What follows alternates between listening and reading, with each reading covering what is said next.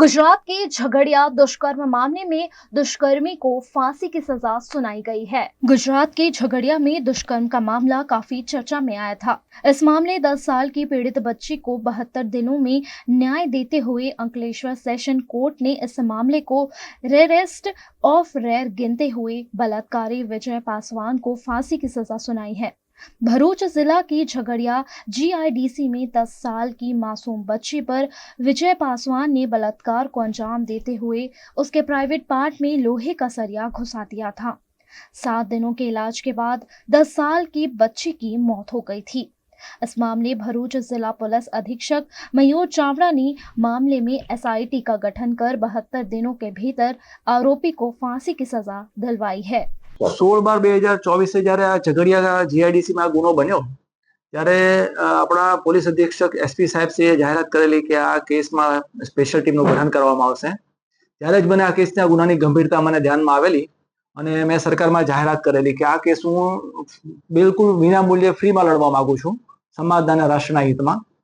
કેસની કાર્યવાહી દરમિયાન 72 દિવસમાં હાલનો કેસ ચાર્જશીટ ફાઇલ થયા પછી ચલાવીને પૂરો કરવામાં આવ્યો છે। આ કેસમાં સરકારી વકીલ તરીકે અને સ્પેશિયલ પબ્લિક પ્રોસિક્યુટર તરીકે મારી નિમણૂક થયા બાદ એક પણ રૂપિયાની ફીસ મેં લીધેલી નથી અને લગભગ સરકારે ભોગ બનનાર પીડિતાને બચાવવા માટે 11 થી 12 જેટલી ડોક્ટરની ટીમ કામે લગાવેલી હતી। ટ્રાયલ દરમિયાન પોલીસની કામગીરી પણ ઉત્તમ પ્રકારની રહી છે। સમય દરમિયાન બધા જ સાક્ષીઓને ટાઈમસર હાજર રાખવા, એ લોકોને તૈયાર કરીને લાવવા અને બહુ ઉત્તમ કામગીરી પોલીસ એજન્સી મારફતે બજાવવામાં આવેલી છે।